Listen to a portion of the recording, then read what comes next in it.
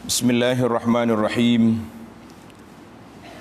Alhamdulillahi rabbil alamin, wassalatu wassalamu ala rasuli rabbil alamin, nabiyyina wa habibina wa qudwatina Muhammad ibn Abdillah wa ala alihi wa sahbihi wa man sar ala nahjihi wa ihtada bihadihi wa istanna bisunnati ila yaumiddin.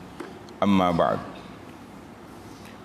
Alhamdulillah para jemaah, para penonton sekalian, kita teruskan pengajian kita di dalam tafsirul Quran surah Al-Jumu'ah.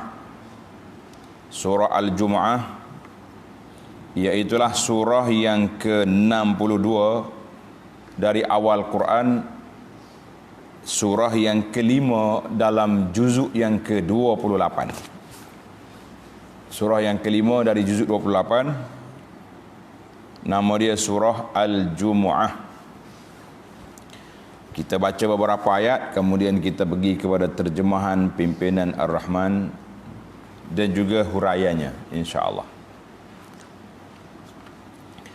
A'udzu billahi as-sami'il 'alim minasy syaithanir rajim. Bismillahirrahmanirrahim. Yusabbihu lillahi ma fis samawati wa ma fil ardil malikil quddusil azizil hakim. هو الذي بعث في الأميين رسولا منهم يتلو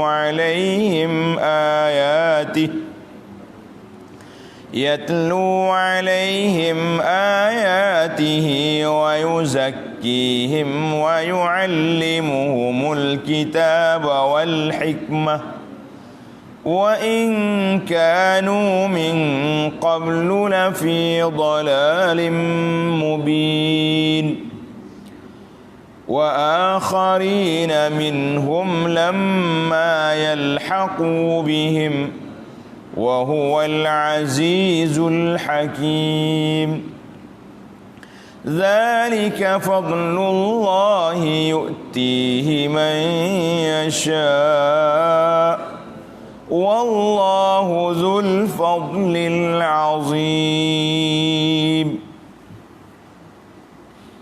Surah Al-Jumu'ah, balik kepada muqaddimah surah. Surah ini diturunkan di Madinah ataupun dinamakan Madaniyatun bittifaqi ulama'it tafsir. Alhamdulillah, sepakat ulama tafsir kata surah ini Madaniyah. Awana Madaniyah, surah ini diturunkan di Madinah. Mengandungi 11 ayat. 11 ayat bittifaqi ulama'il ad. Ulama-ulama bahagian bilangan ayat juga ittifaq. Ayat dia 11. Jadi muqaddimah surah kita ini tidak banyak masalah. Tasmiyatus surah, nama surah ini dinamakan surah Al-Jumu'ah. Para pelajar, para penonton ingat bila sebut Jumu'ah, itu bahasa asal dia dalam Quran tu Jumu'ah dengan mim dhammah bagi depan, Jumu'ah. Bagi kita orang Melayu, hari Jumaat. Hari Jumaat. Hari Jumaat. Ayat Quran kata Jumu'ah. Betul balik lah. Kita ikut dalam sebutan Al-Quran lagi cantik. Kalau kita sebut hari hak kita faham pun boleh. Yang penting kita tahu apa yang kita nak kata, kan? Jadi surah Al-Jumu'ah ini tertulis dalam kitab-kitab tafsir, dalam mushaf, dalam kitab-kitab hadis dan juga dalam athar al-marfu'ah ila Nabi sallallahu alaihi wasallam. Kenapa disebut nama surah Al-Jumu'ah? Al-Jumu'ah ini iaitulah nama lil yaumis sabi', hari yang ketujuh daripada hari seminggu, nama dia Jumu'ah. Kerana pada ayat yang ke-9 Allah Subhanahu wa taala memerintahkan umat Islam bersegera ke tempat solat Jumaat sebaik-baik sahaja mendengar seruan azan bang serta meninggalkan kerja-kerjanya seperti berjual beli dan kerja-kerja lain untuk pergi ke masjid mendengar khutbah dan mengerjakan solat Jumaat yang termaklum. Setelah selesai Jumaat salat, mereka digalakkan meneruskan usahanya mencari rezeki sambil mengingati Allah banyak-banyak dalam segala keadaan. Ini dipanggil dalam bahasa ulama usul al-amru ba'dal hazri yadullu 'alal ibahah. Lepas larang patut suruh, maka dia jadi harus. Dia tidak jadi wajib. Ini kita akan bincang dalam ayat 9 nanti insya-Allah. Intisari kandungan, isi ringkasan kandungan, sinopsis dia panggil. Pada awal surah ini Allah Ta'ala menerangkan limpah kurnianya yang merupakan sebesar-besar nikmat dan sebesar-besar rahmat yang diberikan kepada bangsa Arab secara khusus dan bangsa-bangsa yang lain secara umum, sehingga mereka menjadi umat Islam. Tak kira bangsa apa, kalau duduk di bawah panji-panji Islam, maka orang itu selamat. Aslim taslam. Nabi hantar surat kepada pemimpin dunia, dua patah yang Nabi kata, aslim taslam. Mau masuk Islam, mu selamat. Oh, dua patah. Mudah ya.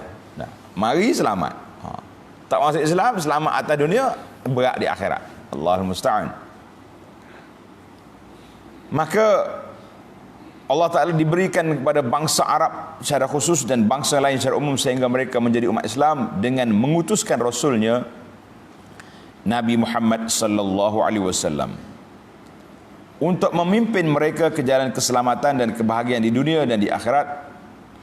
Maka sudah sewajibnya mereka bersyukur akan nikmat dan rahmatnya itu. Kalau kita tak syukur, dia dua yang manusia atas dunia ni, syukur alhamdulillah, tak syukur kufur nama dia. Kufur dia panggil kufur nikmat, ada kufur kafir. Dia ada dua. Kita dah bincang dalam siri lepas apa makna al-kafara tu kan. Makna satara. Mengenai penolakan kaum Yahudi terhadap Islam, Allah Ta'ala menegaskan dalam ayatnya Nabi Muhammad sallallahu alaihi wasallam yang diutuskan kepada umat manusia seluruhnya itu telah pun diterangkan sifat-sifatnya dalam kitab Taurah. Dalam kitab Taurah sudah ada sifat Nabi. Dalam kitab Injil sudah ada juga. Allah gambarkan keadaan mereka, ya'rifunahu kama ya'rifuna abna'ahum. Puak-puak Yahudi ini kenal Nabi sallallahu alaihi wasallam seperti mereka kenal anak cucu mereka. Tetapi apa boleh buat? Bukan salah ibu mengandung, salah dia kerah kepala. Orang-orang Yahudi tidak juga mempercayainya. Maka bandingan orang-orang Yahudi yang dipertanggungjawabkan dan ditugaskan mengetahui dan melaksanakan hukum kitab Taurah, kemudian mereka tidak menyempurnakan tanggungjawab itu dan tugas itu, samalah seperti dongki, keldai yang memikul benda-benda kitab-kitab besar sedang ia tidak mengetahui kandungannya. Allahu Akbar. Tu hak bandingnya orang yang pikul tanggungjawab tak tahu ke satu seperti himar, dongki yang bodoh duk pikul barang atas belakang dia tak tahu ke apa. Allahul musta'an. Buruk sungguh bandingan kaum yang mendustakan ayat-ayat keterangan Allah, dan ingatlah Allah tidak memberi hidayah petunjuk kepada kaum yang zalim. Tamatlah muqaddimah para jemaah, kita pergi kepada ayat yang kita nak bincangkan ini insya-Allah. Surah Al-Jumu'ah, surah yang ke-62 dalam juzuk yang ke-28, surah yang kelima, iaitulah nama dia surah Al-Jumu'ah. Bismillahirrahmanirrahim. Yusabbihu lillahi ma fis samawati wa ma fil ard. Al-Malikil Quddusil Azizil Hakim. Sesungguhnya segala yang ada di langit dan di bumi Sentiasa mengucap tasbih kepada Allah yang menguasai sekalian alam. Al-Quddus, Al-Malik, dengan makna yang menguasai sekalian alam. Ingat, kita akan ulang sifat Allah Ta'ala ini, nama-nama ini dalam perbincangan kita ini. Jadi para jemaah, para pelajar kena ingat. Al-Malik dengan makna Allah Ta'ala yang menguasai sekalian alam, pemilik. Al-Quddus yang maha suci. Al-Aziz yang maha berkuasa, gagah perkasa. Al-Hakim lagi amat bijaksana. Ada berapa sifat sini? 4. Al-Malik, Al-Quddus, Al-Aziz, Al-Hakim. Masya Allah. Maka Allah SWT istaftaha bit tasbih. Dia mulakan ayat ini dengan tasbih yusabbihu. Tuan-tuan ingat ke tidak? Dalam surah Saf, tengok surah Saf, Allah mula dengan mula dengan apa? Sabbaha ya ayyuhallazina amanu sabbaha lillahi ma fis samawati wa ma fil ard wa huwal azizul hakim. Dia guna dengan lafaz madhi, isyarat ila araqatit tasbih. Artinya tasbih ni telah dikenali. Memuji Allah Ta'ala ni daripada awal dunia lagi sudah puji. Mari ayat kita ni yusabbihu diguna lafaz mudhari'. Orang yang belajar ilmu nahwu ilmu bahasa Arab, madhi dengan mudhari' itu makna mudhari' itu apa dia? Yadullu ala istimrar. Artinya segala makhluk atas dunia ni berterusan. Daripada zaman Nabi Adam dulu mereka sudah kenal kaifa tuqaddis, kaifa bagaimana nak mensucikan Allah Azza wa Jalla daripada segala kekurangan, yang menunjukkan bahawa semua alam al-kaun, alam universe ini semuanya tunduk kepada Allah Azza wa Jalla. Tunduk kepada Allah Azza wa Jalla. Yang melanggar arahan ini siapa? Tanda para jemaah. Yang melanggar arahan ini iaitulah al-insi wal jin al-asi. Manusia dengan jin yang derhaka, aniyah. Dua jenis makhluk yang bermasalah. Manusia yang beriman yusabbih, sabbaha wa yusabbihu, bertasbih dan terus bertasbih memuji Allah Ta'ala. Jin yang beriman sama juga, sabbaha yusabbihu. Tapi jin dan manusia yang derhaka lah, mereka tidak tasbih, mereka duduk puji berhala-berhala, duduk memuja hantu-hantu, jemalang dan apa tu, ataupun mengikut hawa nafsu, wal iyaz billah. Yusabbihu, segala yang ada langit dan bumi bertasbih, yakni mengucap tasbih, amanah memuji Allah Azza wa Jalla. Siapakah Allah? Al-Malik, ay al-Malikul Khaliqul Mudabbir, pencipta, pemilik alam, pencipta, pengatur, penyusun jadual. Tak ada orang boleh bantah. Kenapa jadi hujan sini, kenapa tak hujan? Kenapa tempat ini banjir, kenapa tak banjir? Kenapa di sini kemarau, kenapa kering? Tak ada kenapa. Itu Al-Malik, kuasa dia nak beri, nak tukar, nak macam mana, itu kuasa Allah. Kita manusia ni berdoa pada Allah Ta'ala, kita nak minta selamat. Yang kedua, Al-Quddus. Apa makna Al-Quddus? Ay al-munazzahul kamil. Al-munazzah maknanya yang dibersihkan secara sempurna. La ya'tarihi naqsun wala aibun. Tidak ada sebarang kekurangan, sebarang aib, tak ada. Ini menunjukkan bahawa sempurnanya Allah Azza wa Jalla itu. Al-Aziz, awan aziz yang maha berkuasa, ay lahul izzah. Bagi dialah segala kemuliaan. Itu makna aziz, yang kuat, yang mulia. Wallazi yamnah, dia pula boleh menganugerahkan kemuliaan itu kepada siapa yang dia kehendaki. Siapa yang Tuhan nak suruh orang ini mulia, maka diberi kemuliaan. Kita nak jadi orang mulia, ay yataqarrabu ila Allah, adalah kita mendekatkan diri kepada Allah, barulah kita dapat menjadi orang yang mulia. Masya-Allah. Yang keempat, Al-Hakim, yang bijaksana. Apa makna bijaksana? Kalau kita kata orang ni dengan penuh hikmah, apa makna Al-Hikmah? Mana Hakim? Ay alladhi yada' al-umur fi nisabiha. Orang yang letak satu benda kena pada tempat, itu dia panggil bijak. Kan? Kita kata pelajar-pelajar cuba susun kawasan ni. Kita pun susun. Kita Al-Quran kita letak atas. Reha letak bawah. Sejadah kita lepak tak setepak. Selipar letak di luar. Itu dia panggil cerdik. Sama juga. Ni kadang-kadang kita ni jadi tak cerdik sebab salah susunan. Itu tak cerdik nama dia.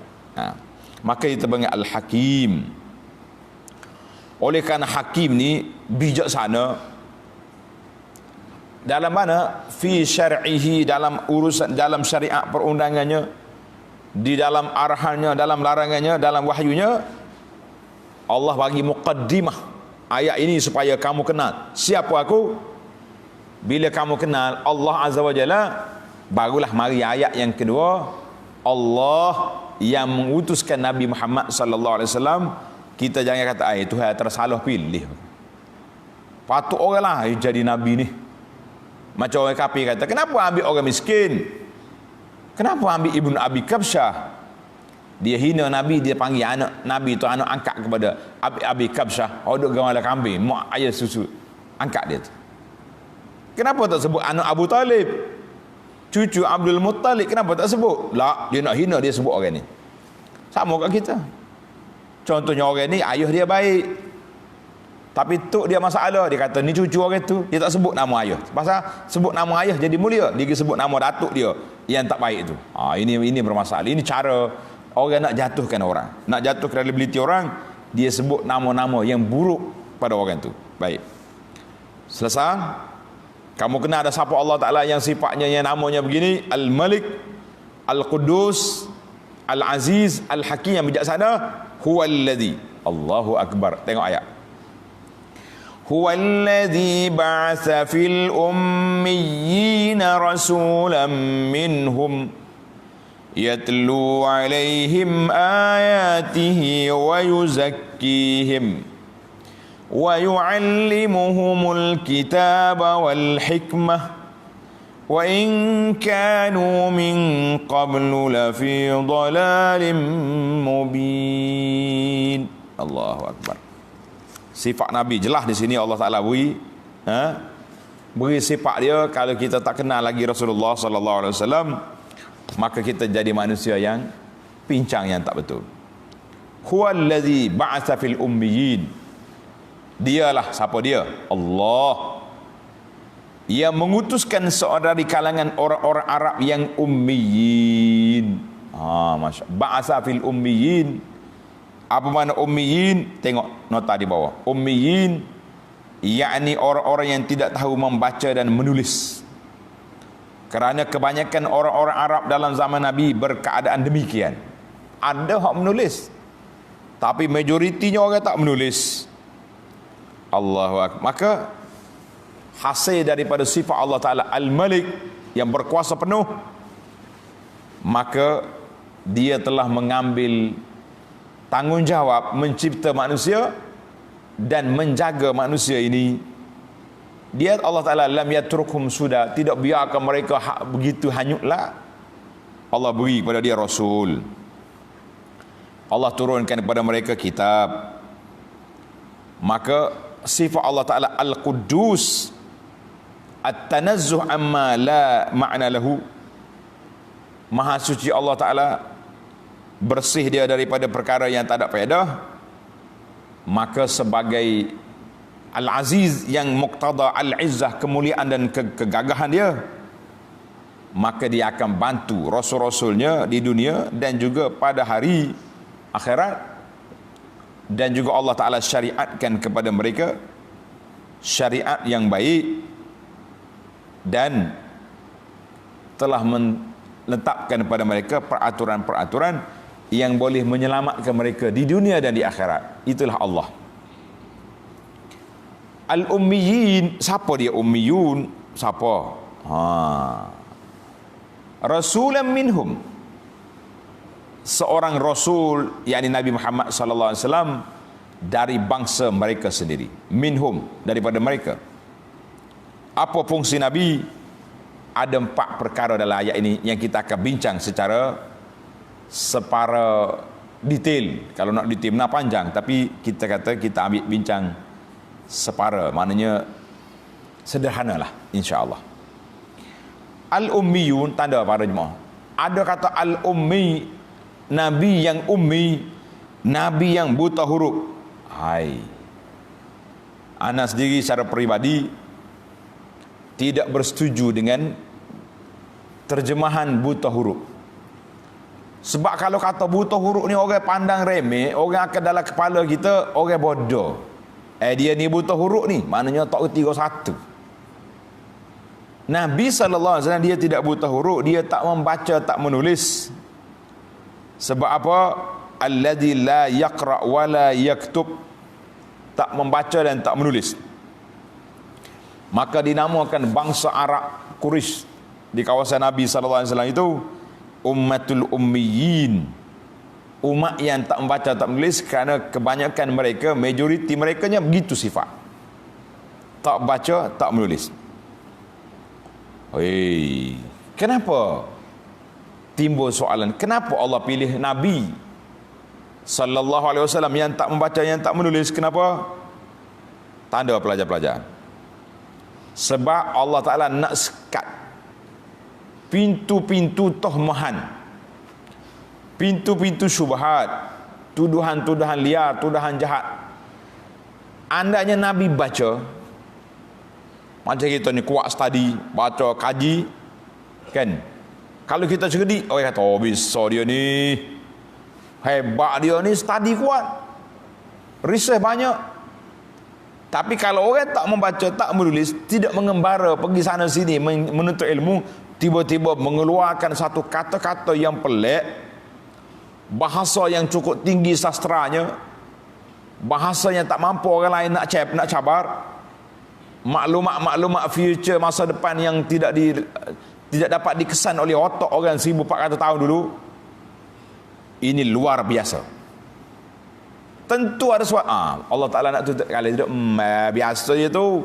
Aku tengok dia duduk mengembara sana sini, masuk YouTube ni, pelik apa? Kan? Itu dia panggil orang tak gimana cakap hebat. Jadi itu kehebatan Allah Ta'ala anugerahkan. Maka pintu nak tutup tidak ada. Satu, kenapa Allah pilih Nabi sallallahu alaihi wasallam yang ummi, yang tidak membaca, tidak menulis? Bila malaikat mari tanya, "Iqra." Nabi kata apa? "Ma ana biqari'in." Aku tak baca. Aku tak tahu baca apa. Nak baca apa? Tak pernah baca. Allah Ta'ala sebut dalam surah Al-Ankabut, "Wa ma kunta tatlu min qablihi min kitab wa la takhutuhu bi yaminik idzal lartabal mubtilun." Wa ma kunta tatlu, mu tak pernah baca kitab-kitab, kamu tak pernah menulis dengan tanganmu. Allah Ta'ala sebut sifat Nabi sallallahu alaihi wasallam, kan? Jadi kalau orang nak mari nak lawan juga, kita tahu suruh baca lawan. Itu yang pertama. Yang kedua, kebangkitan Nabi sallallahu alaihi wasallam dari kalangan Arab bukan satu benda spontan. Jadi gitu ya la, wa innamastafa wabtila, itu adalah merupakan pilihan Allah Azza wa Jalla. Sebab apa? Kalau nak tengok manusia tamadun pada masa itu bukan duduk di Arab Mekah yang kering kontang yang tak ada apa tu, tetapi as-siyadah wal falsafah wal sultan, kekuatan falsafah, kekuasaan duduk di mana? Pada saat itu duduk di Rom, Parsi, Yunan, Sin dan lain-lain. Tapi tiba-tiba mari Arab kering kontang ni, kau duduk balas sama dia, latih orang sini. Sebab apa? Kata di para ulama sirah, li'annal Arab akhlaq wa ajdarul umam. Arab ni dia ada akhlak seperti akhlak al-karam, muliakan orang, as-syaja'ah, keberanian, as-sidqu, benar. Jadi mereka ini tidak dirusakkan oleh tamadun kebendaan. dia masih lagi nature, masih lagi dalam suasana tabi'i yang biasa, maka Allah Ta'ala utuskan mereka menjadi lead, kepala, pemimpin dunia pada saat itu. Itu kuasa Allah Azza wa Jalla. Kita tak pelik. Karena itu para jemaah sekalian, kita tengok hari ini ramai orang yang hebat-hebat, bukan daripada anak bangsawan, anak budak kampung. Dia mari cerita pengalaman dia pergi sekolah berhenti 4 kali. Nak sampai ke sekolah berhenti 4 kali. Kali pertama berhenti, tapak kasut cabut, berhenti ikat. Ikat pula tak jumpa tali, ikat dengan apa ni, dengan akar ke dengan apa ni. Jalan cabut pula, ikat pula. Subhanallah, akhirnya jadi pemimpin yang hebat dalam negara. Itu Allah Ta'ala pilih. Jangan duk pelik kita. Baik. Rasulan minhum, satu, sifatnya rasul dari kalangan kamu. Ulama kata minhum itu dari kalangan manusia juga. Allah Ta'ala hantar mari malaikat. Minhum dari kalangan bangsa Arab, bangsa keturunan Mung. Ni rumah dia, ni pos darah dia, ni natuk dia, nenek dia, ni kita kata pemimpin kita dari negeri kita, dari kampung kita. Tak sadar dak bah dah. Pelik apa mu? Apa kerja Nabi? Tanda tuan-tuan. Tulis nombor 1. Yatlu alaihim ayatih. Letak nombor 1. Kerja Nabi SAW yang membacakan kepada mereka ayat-ayat Allah yang membuktikan kekuasaan Allah Ta'ala dan kekuasaannya. Dia panggil al-maqsad al-awal, objektif yang pertama Tuhan hantar Nabi sallallahu alaihi wasallam mula dengan at-tilawah, yatlu alaihim, baca. Nabi kita baca kepada mereka, baca Quran. Kenapa dia mula dengan baca? Li'annaha awwalu marahilil ilmi, proses pertama nak dapat ilmu melalui pembacaan. Kita hantar anak kita di prasekolah, di pasti ke apa, mula-mula ustazah ajar baca dulu. Abata sajaha kan, a i u, duk main tu. Akhir kali pandai baca sendiri, masya-Allah, tabarakallah, boleh baca. Alhamdulillah, bismillah, boleh baca. Itu yang pertama. Karena itu wahyu yang pertama Allah sebutkan Nabi, iqra, bermakna utlu, baca. Utlu ma uhiyaika. Dinamakan Al-Quran itu apa dia? Tilawah, yatlu alaihi haqqa tilawatihi. Dan at-tilawah, bacaan itu adalah merupakan yang pertama. Yatlu, ayat di sini bagaimana ayatullah ataupun ayat Quran. Kerja Nabi yang pertama mengajar manusia. Kita pun bila kita nak apa ni, pelajar-pelajar kita ni, peringkat yang pertama kita kena ajar dulu. Ni ada orang ni masya-Allah tabarakallah overaktif. Pelajar baru mari, nak ajar tafsir, nak suruh tadabbur selalu, kita kata al-marahil. Tahap pendidikan pengajian itu melalui berapa tahap, step. Tahap yang pertama, kena huruf. Selepas dia kena huruf, dia boleh membaca. Kalau dalam bahasa sejarah sekolah pengajian dalam Islam, dia panggil kutab. Kutab ni anak-anak di prasekolah, pra pendidikan dia panggil ni. Kalau kita sini tak pasti orang panggil, kan? Budak-budak ni, peringkat ni kita beri suruh dia ingat dulu, hafal, terjemahan sikit-sikit. Apa tu dia naik sikit, barulah kita beri kepahaman. Naik lagi, kita masuk pada ilmu tadabbur. Itu dia panggil peringkat. Pelajar-pelajar di Mahat Tahfiz, utamakan hafal dulu. Jangan kata kita salah ni tak tadabbur, tak. Marahil, peringkat pendidikan tu ada peringkat yang tersendiri. Ada peringkat yang tersendiri. Baik.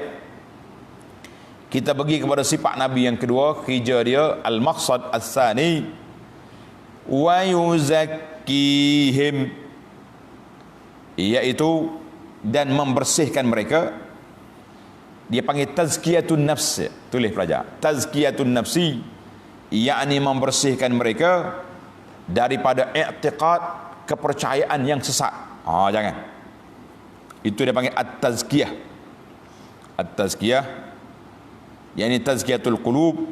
Inilah menjadi paksi berjaya ke tidak bahagia ke tidak seorang itu duduk di mana? Duduk di salahul qulub, hati dia baik.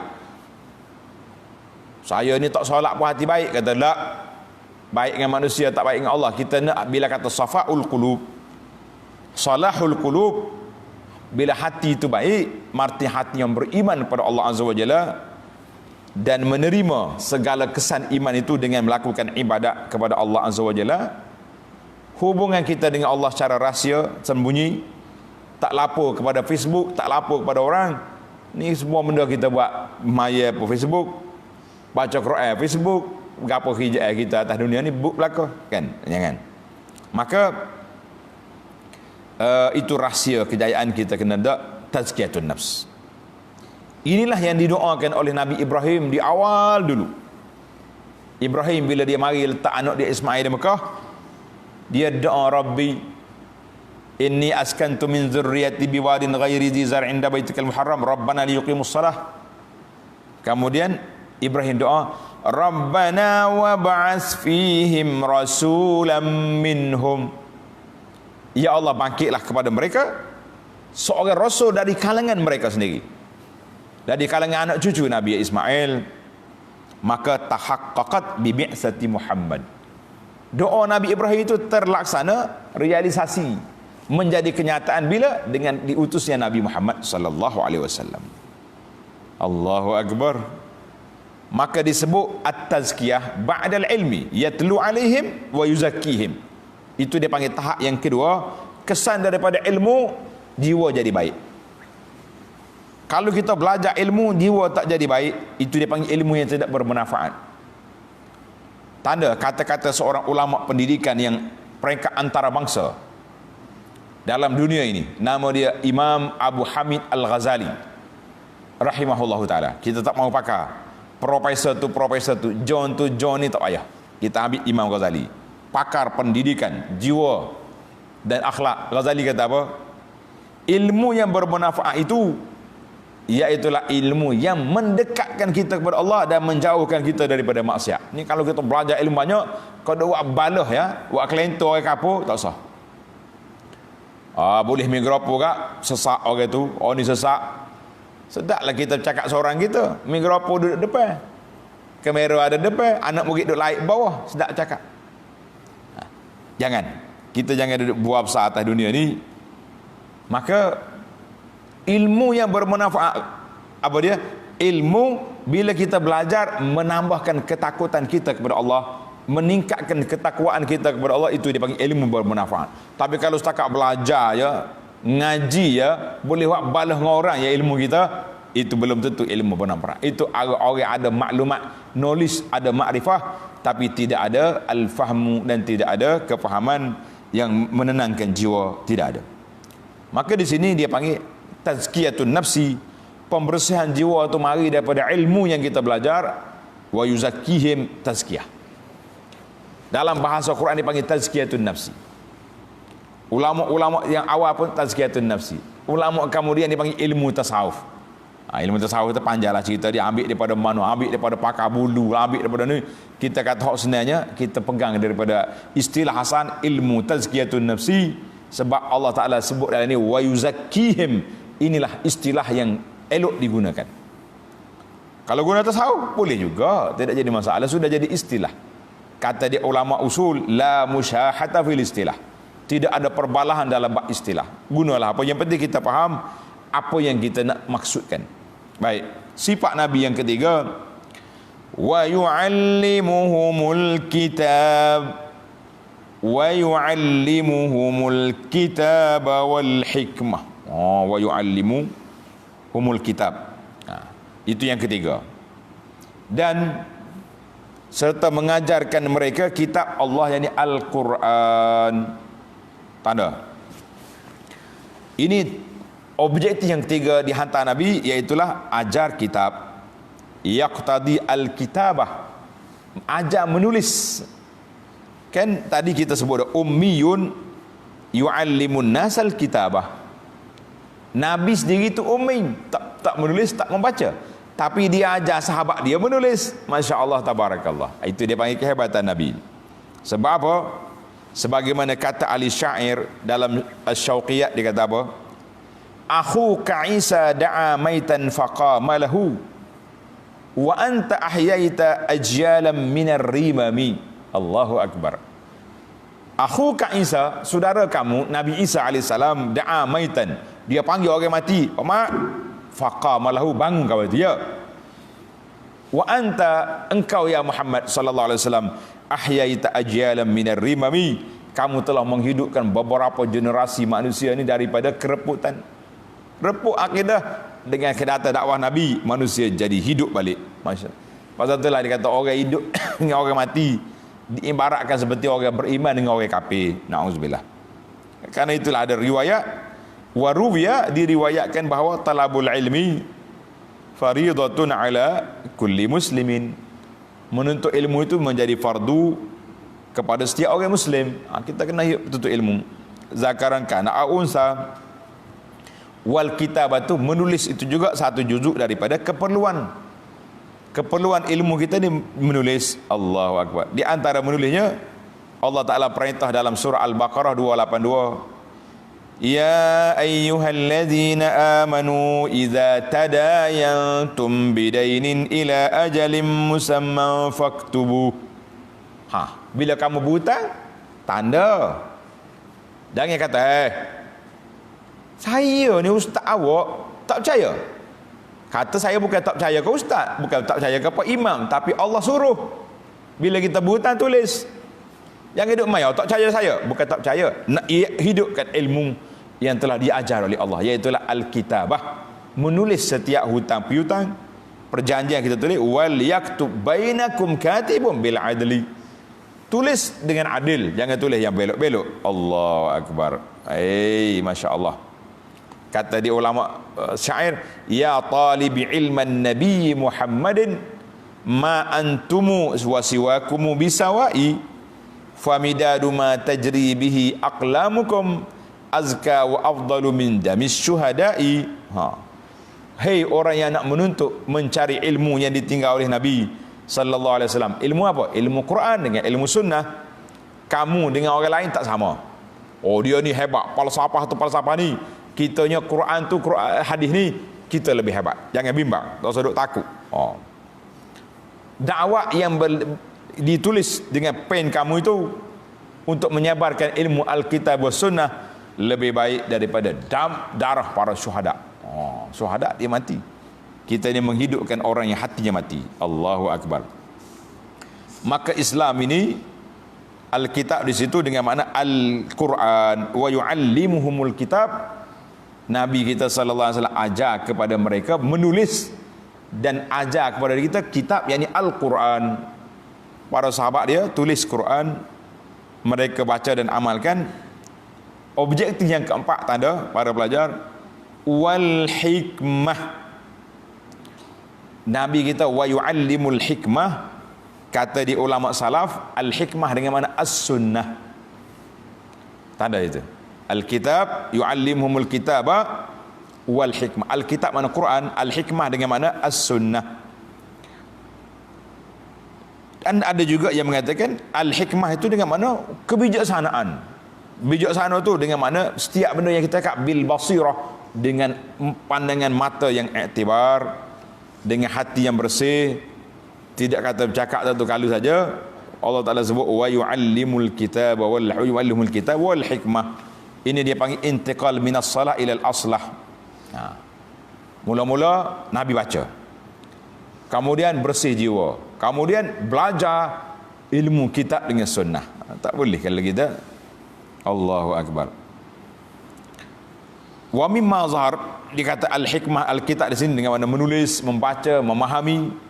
Hikmah iaitulah kita baca dengan pandangan mata hati yang celek.